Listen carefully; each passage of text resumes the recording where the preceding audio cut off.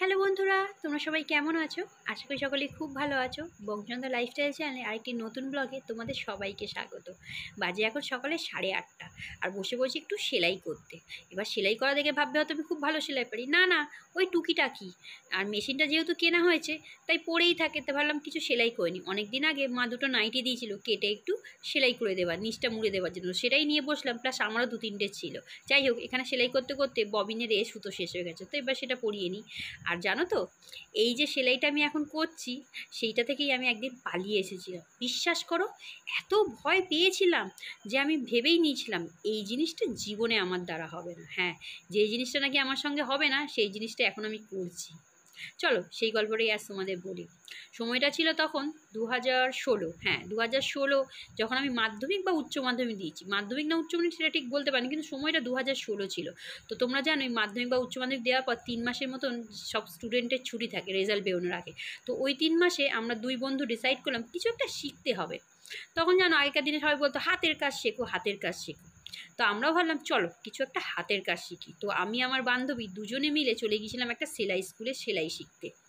তো ওখানে গিয়ে কথাবার্তা বললাম, ভর্তি হওয়ার কথা হলো। তো আন্টিটা বললো, আজ একটু এসেছো যখন ক্লাস করেই নাও। বললাম ঠিক আছে, করে নিই, বুঝে নিই জিনিসটা কী। তারপর কি, হাতে পেপার দিয়ে দিল, মাপ বললো, মানে যা যা বললো আমরা সেটাই করলাম। করে যখন বেরোবো তখন আমি বুঝে গেছি যে এই জিনিসটা আমার দ্বারা হবে না। হ্যাঁ, আমার বান্ধবীও আমার সঙ্গে একমত ছিল, ওরও মাথার ওপর দিয়ে সমস্ত কিছু বেরিয়ে গেছিলো, কিন্তু টিচারটাকে আমরা বুঝতে দিইনি যে আমাদের মাথায় কিছুই ঢোকেনি। তো আর কি, ওইখান থেকে ডাইরেক্ট বেরিয়ে এসে দুজন ডিসাইড করলাম এইসব আমাদের দ্বারা হবে না, সেলাই বুনাই ওসব বাদ দাও। তো তারপরে কি, এবার অন্য কিছু তো করতে হবে, কি করা যায়। আবার মায়েদেরকে বলেছি, না আমরা তো কিছু শিখবো, 3 মাস সময়, 3 মাসের সময়টাকে আমরা নষ্ট করব না। এছাড়াও জানো তো, স্কুল টাইমে আমরা পড়াতাম, তো পড়ানো থাকলেও যেহেতু পড়ানোগুলো সব বিকেলে ছিল, সকাল টাইমটা তো প্রায় ফাঁকা ফাঁকাই থাকতো, তাই আমরা দুজন সেলাই স্কুল থেকে ডাইরেক্ট চলে গেলাম কম্পিউটারে। হ্যাঁ, তখন আমাদের এখানে নাম করা ছিল যুব কম্পিউটার প্রশিক্ষণ কেন্দ্র। এর অনেক ব্রাঞ্চ আছে, হাওড়াতে প্রায় 2-3টে আছে। তো তোমরা কারা কারা যুব থেকে কম্পিউটার শিখেছে কমেন্টে জানিও। আমি কলেজে ভর্তি হওয়ার পর জানতে পারলাম আমার কলেজে অনেক বন্ধুরা ওই যুবতেই কম্পিউটার শিখতে যায়। তারপর কি, দুজনে গিয়ে সোজা যুবতে ভর্তি হয়ে গেলাম একটা কোর্স নিয়ে। যাই হোক, সেটার এখন কিছুই আগাপাস্তল আমার কিচ্ছু মনে নেই, সব মাথার ওপর দিয়ে বলে না, অভ্যেসে না থাকলে সেই জিনিসটার মনে থাকে না। যাই হোক, তখন কিন্তু 1 বছরের ডিপ্লোমা করেছি, সার্টিফিকেটটা এখনও যত্ন করে আমি রেখে দিয়েছি। দুই বন্ধু মিলে তখন একসঙ্গে করতাম। স্কুল টাইমটাও কি ভালো ছিল না। আমরা বন্ধুরা একই সাবজেক্ট দুজনে নিয়েছিলাম। সেই বন্ধুটা কিন্তু আমার, মানে আমি যা নিতাম সে তা আবার ও যা নিত সে, same coaching, same computer, same একসঙ্গে সব দুজনে করেছি। এখন সে অবশ্য বিয়ে করেনি, এখনও চাকরি করছে। তার চাকরির লাইনটা অবশ্য আলাদা, সে হচ্ছে মানে প্রোডাক্টের বিষয়ে, বিউটিশিয়ানের প্রোডাক্ট বিষয়ে সে কাজ করে। কিন্তু আমিও কাজ করিনি যে না, আমি আমার অন্যান্য লাইনে কাজ করেছি, বিপিও সেক্টরে কাজ করেছি। আর লাস্ট যেখানে কাজ করেছি সেই কোম্পানির নাম তো তোমরা সবাই জানো, সব ভারতবাসী কি বিদেশেও সবাই জানে। যাই হোক, আমি করতাম ইন্টারন্যাশনাল কলিং। হ্যাঁ, বাইরে কলিং করতাম। বাইরে যত ভারতীয় ছিল, বাঙালি হোক হিন্দুস্তানি হোক, সবাইকে কল আমাকে করতে হতো। সেই কোম্পানি ছিল ভারত ম্যাট্রিমনি। হ্যাঁ, সেই কোম্পানিতে আমি কাজ করতাম। আর বিয়ের লাস্টে ওটাই আমার শেষ কাজ ছিল। তারপর কি, 2018-তে বিয়ে ঠিক হলো। হ্যাঁ, 2018-তে আমার বিয়ে, না 2018 না, 2017-তে বিয়ে ঠিক হলো। ঠিক হওয়ার পরই 1 মাস আগে আমি বিয়ে ছেড়ে দিলাম। ব্যাস, ছেড়ে দেওয়ার পর বিয়ে করলাম। বিয়ে করার পর আর মেয়েটে হওয়ার পর কাজকর্ম তো করা যায়, কিন্তু তারপর ভালো কিছু একটা বড় ফাঁকা ফাঁকা লাগছে, কিছু একটা করা হয়নি।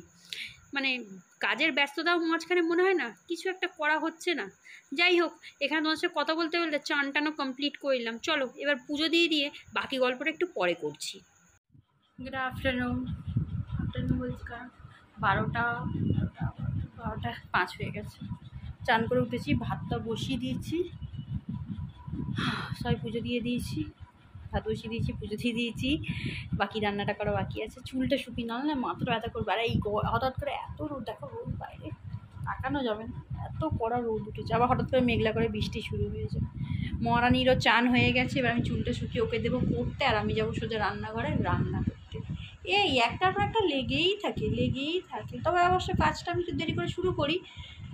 9টা, আজকে তো 10টায়, 9:45 শুরু করলাম, কারণ সেলাই করছিলাম। তোমাদের ভিডিও প্রথমেই দেখালাম, একটু সেলাই করছিলাম। অনেকে ভাবে হয়তো আমি সব সেলাই জানি না, কিচ্ছু জানি না।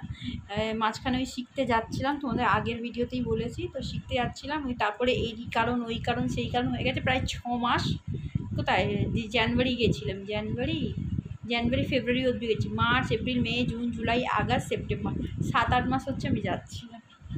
প্রথমে তো আমি মেয়ের কী একটা ছিল সেই জন্য গেলাম না, তারপরে 1 মাস টিকিট করালাম, কিন্তু তখন ট্রেনের এত গণ্ডগোল হচ্ছিলো, যেহেতু আমি একটু দূরে যাই, তোমরা জানো ভিডিও আমি অলরেডি দিয়েছি, ট্রেনে করে যেতাম। তো ট্রেনের গণ্ডগোলে ট্রেন 1-2 ঘন্টা লেট করে আসতো, তো আমার গিয়ে কোনো লাভ হতো না, কারণ আমি যেতামই 1 ঘন্টার জন্য, সেখানে যদি 1 ঘন্টা ট্রেন লেট করে তো আমি গিয়ে আর কী করবো। তো সেই জন্য আর যেতাম না। তারপরে মেয়ে ফাইনাল পরীক্ষা শুরু হয়ে গেল, তারপরে মেয়ে স্কুল ছুটি হয়ে গেল।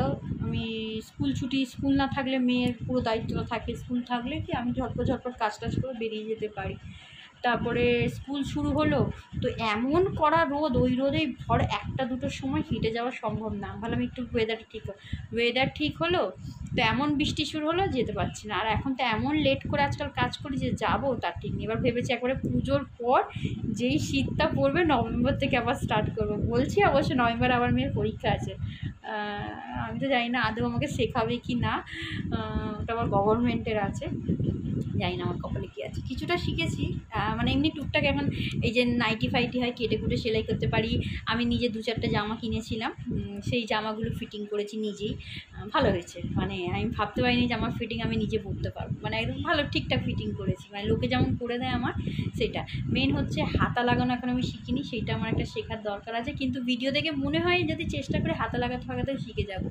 তো 2-একটা জিনিস আছে, শিখে গেলে মোটামুটি সেলাই শিখে যাবো।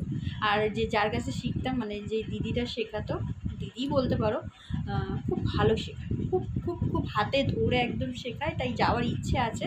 আমার সঙ্গে তো আরেকজন করতো, সেও যাচ্ছে না, জানি না আদৌ সে যাচ্ছে কি যাচ্ছে না, বলছে তো যাচ্ছে না, নাহলে একা আমি পড়ে যাবো। আর এই দেখো আমার চুলের অবস্থা একদম জঘন্য হয়ে গেছে, চুলগুলো এত রুক্ষ হয়ে গেছে না কি আর বলবো। তো এখন যাবো হচ্ছে তেল দেবো। তোমাদেরকে বলেছিলাম না, এই দেখো ওইটা স্প্রে বোতল, এই যে তেলের বোতল দেখেছো, এই তেলের বোতলটা এরকম আরেক সেট এসছে, মানে 4টে ছিল, 2টো তেল আর 2টোই স্প্রেটা দিয়েছে টোনারের জন্য। টোনারটা ঢালতাম হাতে অর্ধেক মুখে, আর বেশি পড়ে যেত কম পড়ে যেত হতো না, তো ওটার জন্য স্প্রেটা ওরা দিয়েছে একটুখানি দিয়ে দিলে মুখে। আর এইটা তেলের জন্য, তেলটা দিতে শুরু কেউ নেই না, কেউ দিয়ে দিলে তেল ভালো লাগে, কিন্তু এটা দিয়ে তেল দিতে বেশ ভালো লাগে। এটা এনে রেখেছি, তেল দেবো। চুলটা আজরাও, এই যে মহারানী নিজে নিজে নাইটি করে নিচ্ছে, দেখি বাবা, এই দেখো আমার মায়ের কাছ থেকে নাইটি কেনা। আসো এদিকে আসো, আমার চুল না বাপরে, চিরুনি ভেঙে যাবে চুল আজ থেকে। তুই এদিকে এই দেখ এদিকে সামনে চুল আছে এই দেখো কতটা চুলটা কাটাচ্ছি না, স্কিন থেকে বলেছে চুল কাটিয়ে পাঠাবে, নাহলে বেঁধে পাঠাবে। আজকে বেঁধে পাঠিয়েছি। তো দুর্গাপুজোর সামনে দেখা যাচ্ছে, দুর্গাপুজোর সময় কাটাবো। যাই হোক, চুলটা একটু লম্বা হোক, নাহলে পুরো ছেলে লাগে। আর কদিন বাকি, সব জায়গায় প্যান্ডেল হচ্ছে, বসে বললো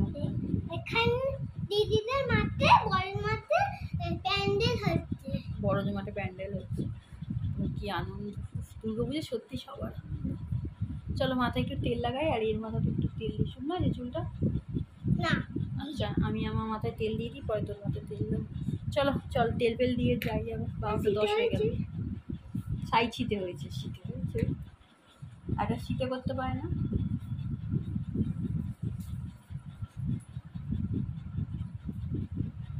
প্রদীপটাই হচ্ছে, দেখি এরকম করলে আমি চার্জ যাবো কি করে। এদিকে ঘর, প্রদীপটা কি হচ্ছে? কিছু হচ্ছে না, প্রদীপটা এরকম ঝিঝি করে আওয়াজ হলো, একটুখানি ভিজে আছে। এটার ক্রিমটা জায়গায় রেখে আসো, একদম জায়গায় রেখে আসো, নাহলে পরে হারিয়ে যাবে, ভেঙে যাবে, পড়ে যাবে, লাস্টে লাগাতে পারবে না, অনেক কষ্ট দিয়ে। এই যে আমার এই যে আগে মেয়ে যে ক্রিমটা লাগাতো সেটা আবার চেঞ্জ হয়ে গেছে। এটা আমি না এটা বড় এনে দিয়েছিলাম যে না এটা ভুল আছে, পাল্টে নিয়ে আসো। এইটারও একটা গল্প আছে, পরে বলছি। যাই হোক, দেখতে পাচ্ছ ডার্ক গ্রিন কালার করে দিচ্ছে, 98% হাইলি কী আছে। ও এইসবের মাঝখানে তো বলাই হয়নি, আজকে ছিল সোমবার আর আমার উপোস, সেই জন্য আমি আজকে নিজের রান্না করেছি শুধু মেয়ে আর বরের। আর এখানে চান টান করে পুজো টুজো দিয়ে মেয়েকে পড়তে বসেছিলাম, আর তার মাঝখানে আমার রান্না হয়ে গেছিলো। তো বরের জন্য আজকে করেছি ডিমের ঝোল, আর মেয়ের জন্য এসছে পিসিবাড়ি থেকে কাঁকড়া শুনলে আমার মেয়ে আর কিছুই খেতে চায় না। যাই হোক, কাঁকড়া আর এখানে শাক করেছি, আর মেয়ের মাংসের ঝোল ছিল, কিন্তু মেয়ে বললো মাংস খাবে না, শুধু কাঁকড়া দিয়ে খাবে। এবার তোমাদেরকে অন্য গল্পটা বলি। তো এই সেলাইটাই, যেটা আমি একসময় ভয়ে পালিয়ে এসেছিলাম সেই সেলাইটাই গিয়ে আমি ভর্তি হলাম। কারণ সেই সময় মানে বিয়ের পর বড় ফাঁকা ফাঁকা লাগে, ঘরে মনে হয় কিছু করার মতন যদি থাকতো করতাম। তাই যখন সুযোগ পেলাম, স্কুলের এক বান্ধবী বললো যে সেলাই শিখতে যায়, বললাম আমাকে নেবে? সে বললো হ্যাঁ, কেন নেবে না, সবাইকে নেয়। তো তার সঙ্গে চলে গেলাম সেলাইয়ে ভর্তি হতে। এই হচ্ছে আমার সেলাই শেখা, কিন্তু এখন বেশ ভালোই লাগে আর মাথাতেও ঢোকে। কী বলো তো, উঠতি বয়সে না এই সেলাই ফেলাই ভালো লাগে না, তখন মনে একটা নতুন কিছু রোমাঞ্চ করি। আর যেহেতু আজকে আমার উপোস ছিল, তো আমি তো রাতের বেলা খাবো একবেলা, তো সেই জন্য এইটা রান্না করছি। আচ্ছা তোমরা দেখে বলো তো এটা আজকে আমি কী করছি রান্না, কমেন্টে কিন্তু অবশ্যই বলো তোমরা কি মানে এটা কি বুঝতে পারছো আমি কি রান্না করছি আমার জন্য।